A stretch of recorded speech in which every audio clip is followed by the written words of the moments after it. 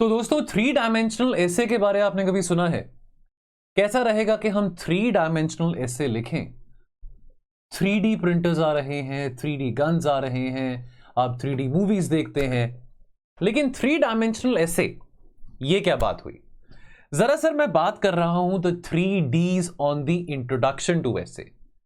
तो स्वागत है आप सबका आज के वीडियो में। मेरा नाम है कुबेर और मैं आपका master mentor for essay, for IR and for internal security. The 3Ds on the introduction to essay. तो बहुत सारे बच्चों के मेल आ रहे थे कि सर, अपने एसे की शुरुआत कैसे करी जाए, हम टॉपिक को ब्रेक कैसे करें। आजकल फिलोसॉफिकल टॉपिक्स का ट्रेंड ज्यादा चल रहा है, पेपर में पूछे जा रहे हैं। अब 3Ds on the introduction to essay, इन 3Ds का नाम याद रखना। ये 3Ds क्या है, इसके बारे हमेशा अपने जहन में रखना जब भी आप एसे लिखने बैठे।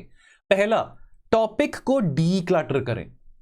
टॉपिक का मीनिंग, कई बार आपको जो टॉपिक जिसके ऊपर आप ऐसे लिख रहे हैं या जो टॉपिक आप चुनेंगे उसका मीनिंग कई बार आपको बहुत ओवरवेलमिंग लगेगा। आप समझ नहीं पाएंगे यार कि इसका मतलब क्या है, किस डायरेक्शन में ये टॉपिक का जो एसेंस है जा रहा है, एटसेट्रा एटसेट्रा। डीक्लटर यानी कि अपने माइंड में आपको क्लैरिटी होनी चाहिए कि टॉपिक पूछ क्या रहा है। यदि कोई टॉपिक है, और मैं आपको एग्जांपल से भी बताऊंगा, पहले आपको ये 3Ds बता दूं फिर आपको एग्जांपल भी दूंगा। एक पीवाईक्यू का टॉपिक मैं लेके आया हूं, 2021 में वो क्वेश्चन आया था। देन सेकंड है डायसेक्टिंग द टॉपिक। अगर एक टॉपिक में टॉपिक के दो पार्ट्स हैं या टॉपिक बहुत लंबा है, दो स्टेटमेंट्स हैं, तो आपको वो टॉपिक को ब्रेक डाउन करना है और साथ में डायसेक्ट करना है, ताकि आप अपने माइंड में आइडिया बना सको कि आपने किस आधार पे इस टॉपिक के ऊपर लिखना है। क्योंकि हो सकता है कि आपकी इंटरप्रिटेशन टॉपिक की कुछ और हो, किसी और बच्चे की इंटरप्रिटेशन कुछ और हो। बिकॉज ऐसे जब आप लिखने बैठ रहे हैं तो इसको तो आप क्रॉस चेक नहीं कर सकते ना, बिकॉज अनलाइक MCQs, CSAT का पेपर, आप फिर भी उसको क्रॉस चेक कर सकते हो कि आपके दोस्त ने क्या मार्क किया था, ऑप्शन क्या आंसर लिखा था। इसमें तो आपका ऐसे डिफरेंट होगा, किसी और का डिफरेंट होगा, आपका पर्सपेक्टिव बहुत डिफरेंट हो सकता है, आपके फ्रेंड का पर्सपेक्टिव उस टॉपिक को लेके बहुत ज्यादा डिफरेंट हो सकता है। बट अल्टीमेटली हमको यह सोचना है कि क्या हमारा जो पर्सपेक्टिव है वो टॉपिक को लेके, जिस टॉपिक के ऊपर ऐसे लिख रहे हैं, क्या वो एग्जामिनर के पर्सपेक्टिव के साथ मैटर करता है, क्योंकि नंबर तो आपको एग्जामिनर नहीं देने हैं। और तीसरा, you have to understand that you have to do differentiation for the topic. Now understand, कोई हो सकता है कोई कोट आपको दिया गया हो, वो कोट आपको सुनने में बड़ा अच्छा लग रहा है, वो कोट शायद आपने फिलॉसफी में या सोशियोलॉजी में या PSIR में कहीं किसी थिंकर की लाइफ से रिलेटेड या थिंकर के किसी काम से रिलेटेड वो कोट आपने पढ़ा हो। बट डज दैट मीन कि आप उस टॉपिक में वो थिंकर के बारे लिख के आएंगे? या मान लीजिए कि कार्ल मार्क्स का कोई कोट आता है, या मान लीजिए एंटोनियो ग्राम्सी का कोई कोट आता है, तो दैट डजंट मीन कि आपने अपने एसे में पॉलिटिकल साइंस या सोशियोलॉजी का पर्सपेक्टिव लेके आना है। आपको एसे लिखते समय इस बात को डिफरेंशिएट करना है कि आप एक GS के स्टूडेंट हैं, ऑप्शनल के नहीं। ऑप्शनल का कंटेंट आपको लेवरेज देता है कंटेंट के लिए, कि कंटेंट यानी कि बातें आप 4 एक्स्ट्रा लिख सकते हो, लेकिन आपकी अंडरस्टैंडिंग ऑफ द टॉपिक केवल सोशियोलॉजिकल या PSIR या फिलोसॉफिकल पर्सपेक्टिव से नहीं हो सकती है। तो ये 3Ds on the introduction to the essay, इस बात को आपने याद रखना है। मैं मिसाल के तौर पे एग्जांपल आपको देता हूं। याद करिए 2021 में जब मेंस का पेपर हुआ था तो ये टॉपिक पूछा गया था और ये बहुत वायरल हुआ था। लोगों ने मीम्स बनाने भी शुरू कर दिए थे कि अरे UPSC में इतनी सारी फिलॉसफी आ गई है, फिलॉसफी की किताब पढ़नी पड़ेगी, फिलोसॉफिकल कोट्स पढ़ने पड़ेंगे। पढ़ने में कोई हर्ज भी नहीं है, there is no harm in reading quotes, आपकी खुद की नॉलेज ही इनहांस हो रही है। तो ये टॉपिक था your perception of me is a reflection of you. फिर इस टॉपिक में एक और पार्ट है, my reaction to you is an awareness of me. अब स्वाभाविक तौर पे इस टॉपिक को पहले हम डीक्लटर करते हैं। तो डीक्लटर जब कर रहे हैं हम इसका एसेंस समझ रहे हैं। एसेंस में यानी कि भाई योर परसेप्शन ऑफ मी, यानी कि अगर आप मुझे जज करते हैं, आपको लगता है कि मैं बहुत सेल्फिश हूं, आपको लगता है मैं बहुत घमंडी हूं, आपको लगता है मैं बहुत ईगोइस्टिक हूं, तो कहीं ना कहीं ये सब ट्रेट्स आपके अंदर होंगे, तभी करके मैं आपको घमंडी, सेल्फिश या ईगोइस्टिक लगता हूंगा। क्योंकि आप सेल्फिश हैं या शायद आप इगोइस्टिक हैं या आपको लगता है कि भी आप बहुत घमंडी हैं, व्हाटएवर एटसेट्रा एटसेट्रा। लेकिन मेरा रिएक्शन, कहते हैं ना बड़े बुजुर्ग कहते हैं कि हमेशा सिचुएशन में रिएक्ट ना करो, रिस्पॉन्ड करो। पर मेरा रिएक्शन आपके प्रति वो ये दिखाता है कि क्या मैं इतना गिर सकता हूं कि अगर आप मुझसे लड़ रहे हैं अगर आप मुझसे बहस कर रहे हैं तो क्या मैं इतना गिर सकता हूं कि मैं भी वही प्रकार की शब्दावली या वही प्रकार के एक्शंस करूं जो आप मुझ पे कर रहे हैं? और अगर मैं बहुत संयम के साथ, बहुत कूल माइंड के साथ, बहुत काम माइंड के साथ अगर मैं उस सिचुएशन में रिस्पॉन्ड कर रहा हूं, रिएक्ट नहीं कर रहा हूं, बिकॉज मेरी डिक्शनरी में रिएक्शन, मैं थोड़ा रिएक्शन को नेगेटिव ही मानता हूं, रिस्पॉन्स को पॉजिटिव मानता हूं, लेकिन मेरा रिएक्शन आपके टुवर्ड्स क्या है, मेरा रिस्पॉन्स आपके टुवर्ड्स क्या है, वो ये दिखाता है कि मेरे में इतनी क्षमता है। अब मान लीजिए कि किसी बात पे आपको खुद नहीं एहसास होगा कि आप इतना गुस्सा हो सकते हैं। आपको किसी ने जरा सी कोई बात कह दी, अरे तुम यूपीएससी की तैयारी करते हो, तुम क्या तैयारी करोगे, तुम्हारे तो 10th क्लास में इंग्लिश में इतने मार्क्स आए थे, अरे तुम यूपीएससी का पेपर दोगे, तुम्हारे तो 12th क्लास में 70% भी नहीं आए थे। अब आप एकदम से भड़क उठेंगे। और हो सकता है कि आप वैसे स्वाभाविक स्कूल टाइम में एक बहुत शांत किस्म के बच्चे थे, आपने कभी किसी को कुछ कहा नहीं, कभी लड़े नहीं, एटसेट्रा एटसेट्रा, लेकिन आप एकदम से भड़क पड़े कि भाई आपने मुझे कैसे कह दिया कि मैं यूपीएससी की तैयारी नहीं कर सकता हूं, कि मेरे इंग्लिश में इतने नंबर आए थे, कि मेरे 12th क्लास में इतने मार्क्स आए थे। तो यानी कि आपको खुद ही नहीं पता कि आप ऐसा रिएक्ट कर सकते हो। अब इस बात को हम इस पर्सपेक्टिव से देखें, इस दृष्टिकोण से देखें कि आप उस बात को इतना दिल पे नहीं ले रहे हो, इतना अटैच नहीं हो रहे हो उस बात से कि आपको किसी ने क्या कहा कि तुम क्या यूपीएससी की तैयारी करोगे, तुम्हारे तो इतने नंबर नहीं आए थे इंग्लिश में, तुम्हारे तो 60 नंबर नहीं आए थे इंग्लिश में, तुम्हारे तो 75% भी नहीं आए थे 12th में, मेरे देखो 95% आए थे, मैं यूपीएससी की तैयारी करूंगा और मेरे अच्छे मार्क्स आएंगे। आप कहते हो कि हाँ ठीक है, कोई बात नहीं, आप लो अच्छे मार्क्स, मुझे कुछ नहीं लेना देना, आप अपने मार्क्स लो, मैं अपने मार्क्स लेता हूं, आप बन गए तो बहुत अच्छी बात है, मैं बन गया तो बहुत अच्छी बात है। तो यानी कि ये दिखाता है कि आपके पास दो ऑप्शन थे, आपके पास दो चॉइसेस है रिएक्ट करने के लिए।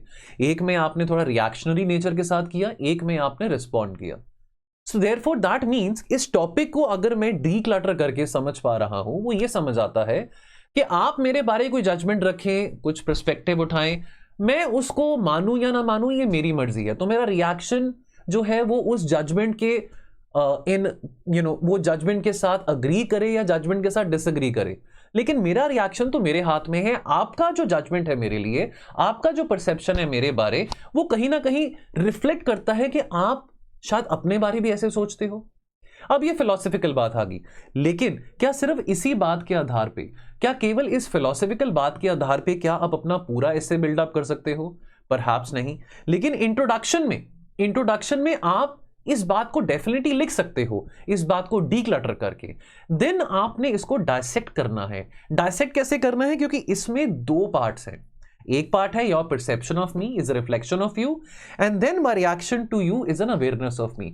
डीक्लटर आपने अपने माइंड में कर लिया ब्रेनस्टॉर्मिंग करते करते। जब आप डायसेक्ट करते हैं इस टॉपिक को, तब आप इंट्रोडक्शन में लिखेंगे, और तब आप इंट्रोडक्शन में यह बात को मद्देनजर रखते लिखेंगे कि आपने पहले तो कुछ कंटेंट लिखना है फर्स्ट पार्ट से related, that your perception of me is a reflection of you, and then second part में आपने लिखना है in the introduction about this part, my reaction to you is an awareness of me, and then comes the third D. अब आपने differentiate करना है, और जब बात डिफरेंशिएशन की आती है वहीं पे बच्चे बहुत मार खाते हैं। अब आप जब डिफरेंशिएट करने बैठोगे, आपको लगेगा कि जो लहजा है इस टॉपिक का वो तो केवल फिलोसफिकल टोन में ही जाएगा, पर यहां पे आप गलती करते हैं। फिलोसफिकल टोन जो लहजा है, आप फिलोसफी ऑप्शनल के स्टूडेंट नहीं हैं, और आपको लगता है कि जिसका फिलॉसफी ऑप्शनल था वो तो इस एस्से में इतना अच्छा लिख के आएगा कि उसके 170 नंबर आ जाएंगे। ऐसा कुछ नहीं होता। अब आप केवल एक डायमेंशन को पकड़ के, केवल फिलोसफिकल डायमेंशन को पकड़ के केवल नहीं पूरा ऐसे लिख सकते हो। मैं आपको इस टॉपिक से संबंधित एक बहुत ही बेसिक एग्जांपल देता हूं जो कि आपने जीएस में पढ़ा होगा, क्योंकि आज 50 साल पूरे हो चुके हैं पोखरान को, ऑपरेशन स्माइलिंग बुद्धा 1। याद करिए 1974 में इंदिरा गांधी जब प्राइम मिनिस्टर थे, तब भारत जो कि एक नॉन न्यूक्लियर वेपन स्टेट था। याद करिए, आपने ये बातें पढ़ी होंगी, आईआर में पढ़ी होंगी, NPT non proliferation treaty, this comes into existence in 1970, और 1970 में जो एनपीटी आई थी उसके आधार पे इंडिया एक नॉन न्यूक्लियर वेपन स्टेट था। एनपीटी के आधार से केवल 5 कंट्रीज थी जो कि न्यूक्लियर वेपन स्टेट थी। बात समझ रहे हैं? सिर्फ 5 कंट्रीज थी। वो कौन सी 5 कंट्रीज थी? जो 5 प्रधान है यूएनएसए की, यूके, यूएसए, चाइना, रशिया और फ्रांस। लेकिन India being a non nuclear weapon state, India ने ये न्यूक्लियर बॉम्ब टेस्ट किया। अब इंडिया ने यह क्यों किया, पूरी दुनिया में हाहाकार मच गई। देखो अब मैं यहां पे उस डॉक्ट्रिन पे नहीं जा रहा हूं। अब अंडरस्टैंड वन थिंग, जब आप ये एग्जाम्पल को कोट करते हैं, आपने पूरी डॉक्ट्रिन नहीं लिखनी है कि बैलेंस ऑफ पावर के लिए, न्यूक्लियर डेटरेंस के लिए, वो सब चीजें बड़ी बड़ी बातें वो एक तरफ आ जाती हैं। फिर आप अपने ऐसे को पॉलिटिकल साइंस और आईआर के डिमेंशन में ले जाएंगे। आपने ये सोच के लिखना है कि यार मैंने जीएस में ये बात पढ़ी है, मैंने आईआर में ये बात पढ़ी है, बस उस पर्सपेक्टिव से ही आपने लिखना है। आपने कोई बहुत बड़ी बड़ी बातें नहीं लिखनी है कि जी वहां पे डेटरेंस के लिए हमने ये किया था, वो किया था, फलाना फलाना। अब आप टॉपिक की बात कर रहे हैं, टॉपिक की बात डिविएट करके पता लगे आप एनपीटी रिजीम के बारे लिखाते हैं। मेन पॉइंट ये है कि इस टॉपिक से प्रति कि भाई अगर हमने न्यूक्लियर वेपन टेस्ट किया था, हमने न्यूक्लियर वेपन की शक्ति का प्रदर्शन किया था, क्योंकि हम एक वोलेटाइल नेबरहुड में रहते हैं। ऑलरेडी चाइना न्यूक्लियर आर्म्ड बन चुका था इन द 1960s। चाइना ने 1964 में न्यूक्लियर वेपन टेस्ट किया था। तो अगर हमने किया तो वो अपनी डेटरेंस के लिए, अपनी सिक्योरिटी के लिए किया था, ताकि अगर कल को हमको चाइना अटैक करे तो हमारे पास भी जवाब हो। लेकिन हुआ क्या, रिएक्शन क्या हुआ? अमेरिका को इस बात से बहुत एप्रीहेंशन हुआ। व्हाई? अमेरिका को इस बात से एप्रीहेंशन हुआ इंडिया से कि अगर आज इंडिया के पास न्यूक्लियर वेपन बॉम्ब है तो इंडिया किसी के ऊपर न्यूक्लियर वेपन बॉम्ब फेंक सकता है। क्यों? Reflection of you. क्योंकि अमेरिका ने खुद न्यूक्लियर वेपन बॉम्ब 1945 में हिरोशिमा नागासाकी पे फेंका था। फिर से जाते हैं टॉपिक पे वापस। योर परसेप्शन ऑफ मी, बात को समझो। America's perception of me, America's perception, your perception में चलो मान लो यूएसए और मी में मान लो इंडिया। यानी कि America's perception of India is a reflection of America. क्योंकि अमेरिका ने न्यूक्लियर बॉम्ब फेंका तो इंडिया भी न्यूक्लियर बॉम्ब फेंकेगा? ऐसा तो बिल्कुल नहीं हुआ। इंडिया ने आज तक किसी देश के ऊपर न्यूक्लियर बॉम्ब फेंका ही नहीं। माई रिएक्शन टू यू, यानी कि माई रिएक्शन टू यू, यानी कि भारत ने क्या रिएक्ट किया? भारत ने कोई न्यूक्लियर बॉम्ब फेंका? भारत ने क्या बोला? भारत ने बोला 1974 में भी और 1998 में भी, जब पोखरान 2 हुआ था, भारत ने यह कहा कि हम अमन शांति में बिलीव करते हैं। हम लैंड ऑफ बुद्धा, हम लैंड ऑफ अशोका, हम land of Akbar, land of Gandhi हैं। हम क्यों चाहेंगे कि लड़ाइयां हो? Why would we want कि वॉर हो? Why would we want to use these weapons? We will never use these weapons first. But if push comes to shove, if अगर हम पे अटैक किया जाएगा तो हम इस weapons का इस्तेमाल करने से बिल्कुल नहीं हटेंगे। तो my reaction to you, यानी कि India's reaction to the rest of the world, India's reaction to America was that even though India is a nuclear weapon power, even though India has the technology of making nuclear weapons, even though India has the technology of making atom bombs, but still India is aware of itself. India is aware of its credentials in the Committee of Nations globally, and India is very much aware of this thing कि nuclear weapon bomb का इस्तेमाल करने से हर जगह क्या होगा? Destruction होगा, तबाही होगी। So why would India want to use that? इस टॉपिक को समझ रहे हो? इस टॉपिक को मैंने डीक्लटर, डायसेक्ट और डिफरेंशिएट किया है। मैं इस टॉपिक का एक पर्टिकुलर डायमेंशन आपके साथ डिस्कस कर रहा हूं जो कि जीएस से रिलेटेड है। ये पर्टिकुलर एग्जांपल पोखरान 1, ये कितनी बार आपने न्यूज में पढ़ा होगा, कितनी बार आपने अपने जीएस में पढ़ा होगा, आईआर में पढ़ा होगा। सो देयरफॉर ये कोई out of the box example नहीं यूज किया मैंने, बहुत सिंपल सरल एग्जांपल यूज किया जो कि आप जिसके बारे अखबारों में पढ़ते हो, अपने कंटेंट में पढ़ते हो, ऐसे ही एग्जांपल्स का इस्तेमाल करना है। आपने जीएस की मदद लेनी है ऐसे में। आपने जितनी जीएस की मदद लोगे ऐसे में, उतना ही आपका ऐसे जेनरिक लगेगा और उतना ही एग्जामिनर को पढ़ने में मजा आएगा। एग्जामिनर ने आपको इस बात के लिए मार्क्स नहीं देने हैं कि आपने यहां पे इस टॉपिक का सोशियोलॉजिकल पर्सपेक्टिव दे दिया, या आपने इस टॉपिक का पॉलिटिकल साइंस पर्सपेक्टिव दे दिया, या कोई फिलोसॉफिकल पर्सपेक्टिव दे दिया। आप एक जीएस में, आप एक टॉपिक आपने पढ़ा पोखरान के बारे कि इंडिया ने पोखरान में न्यूक्लियर वेपन टेस्ट किया 1974 में, ऑपरेशन स्माइलिंग बुद्धा 1, दूसरा 1998 में किया। आपने जीएस की नॉलेज का इस्तेमाल किया है। अब भूल जाओ कि ये कोट किसने कहा था। That is none of your business कि ये कोट किसने कहा था। नहीं आपको पता ये कोट किसने कहा था, कोई बात नहीं, लेकिन फिर भी आप अपनी अंडरस्टैंडिंग और अपनी जीएस की नॉलेज के बेसिस पे इस एसे को लिख सकते हो। मैंने तो एक ही एग्जांपल यहां पे कोट किया है, ये पोखरान का। देन रिएक्शन हुआ क्या अमेरिका की तरफ से? भारत का रिएक्शन क्या था? भारत ने कहा कि कोई बात नहीं, अगर आपने हम पे सैंक्शन लगाने लगा लो, कोई बात नहीं। 1998 में भी अटल बिहारी वाजपेयी जी ने जब किया था, तब वाजपेयी जी ने भी कहा था कि कोई बात नहीं, अगर दुनिया ने हम पे सैंक्शन लगाने लगा ले, कोई बात नहीं। लेकिन फिर क्या हुआ, सैंक्शन लगे, चलो सैंक्शन ज्यादा लंबे समय के लिए तो नहीं लगे, लेकिन रिएक्शन में 7 देशों ने क्या किया, न्यूक्लियर सप्लायर ग्रुप बना दिया, क्योंकि इन 7 देशों को पता था कि न्यूक्लियर वेपन्स का इस्तेमाल बहुत डिस्ट्रक्टिव पर्पसेस के लिए किया जा सकता है। और ये जो एनएसजी की ग्रुपिंग बनाई, जिसमें आज 48 मेंबर्स हैं, इंडिया इसका मेंबर नहीं है, इस एनएसजी ग्रुपिंग का मकसद क्या था कि न्यूक्लियर टेक्नोलॉजी ऐसे देशों को ट्रांसफर करी जाए अगर वो देश गारंटी कर सकते हैं कि वो न्यूक्लियर एनर्जी का इस्तेमाल केवल पीसफुल पर्पसेस के लिए करेंगे, उसको मिसयूज नहीं करेंगे। अब इनिशियल सिग्नेटरीज कौन थे, चलो 7 सिग्नेटरीज थे, इसमें एक यूएस है, एक सोवियत यूनियन है। इन दोनों देशों के बीच में तो लड़ाई चल रही थी कोल्ड वॉर की, और ये दोनों देश किस में इन्वॉल्व थे, न्यूक्लियर आर्म्स रेस में इन्वॉल्व थे।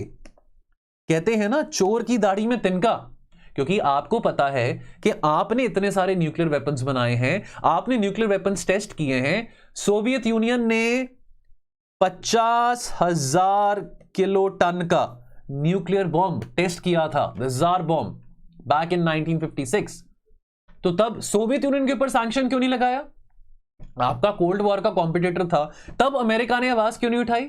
सो दैट शोज चोर की दाढ़ी में तिनका। इनको पता है कि न्यूक्लियर वेपन टेस्ट का प्रदर्शन दिखा के एक देश अगर न्यूक्लियर वेपन बना है, न्यूक्लियर वेपन स्टेट बना है, तो वो ह्यूमैनिटी के लिए खतरा है। तो आप खतरा नहीं हो, बात समझ रहे हो कि हमारा रिएक्शन क्या था, हमारा रिएक्शन था कि ठीक है हमने न्यूक्लियर वेपन टेस्ट किया, लेकिन हम खतरा नहीं है, क्योंकि हम इस वेपन्स का इस्तेमाल सबसे पहले नहीं करेंगे। और वो बात हमने अपनी न्यूक्लियर डॉक्ट्रिन में भी इनकॉर्पोरेट करी, नो फर्स्ट यूज पॉलिसी।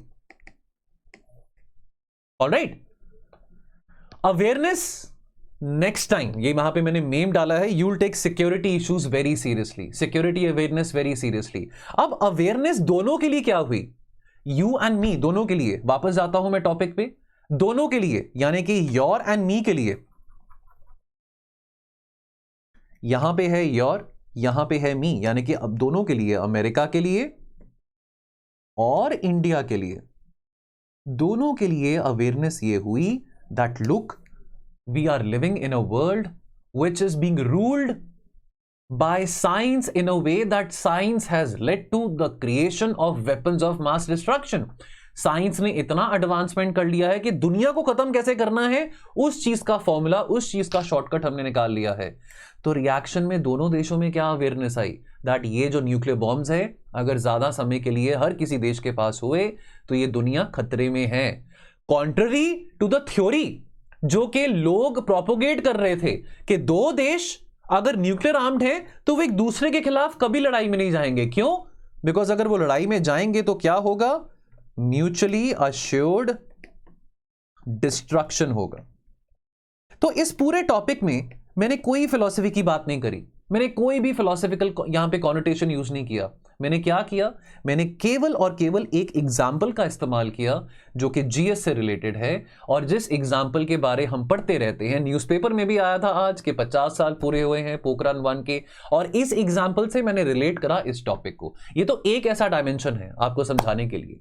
यदि आप चाहते हैं कैसे और वीडियोस लेके मैं हर संडे आता रहूं और कोई ना कोई पीवाईक्यू यानी कि प्रीवियस ईयर क्वेश्चन पेपर में से कि ऐसे का कोई टॉपिक उठा के मैं लेके आता रहूं, तो कमेंट करिए कमेंट सेक्शन में। अगर आप कमेंट करेंगे तो मुझे लगेगा कि आप ऐसे वीडियोस और चाहते हैं, नहीं तो यूट्यूब पे तो ऐसे और हम मिलते ही रहेंगे। इस वीडियो में इतना ही, बने रहें स्लीपी क्लासेस के साथ, बहुत जल्द मिलते हैं। Thank you.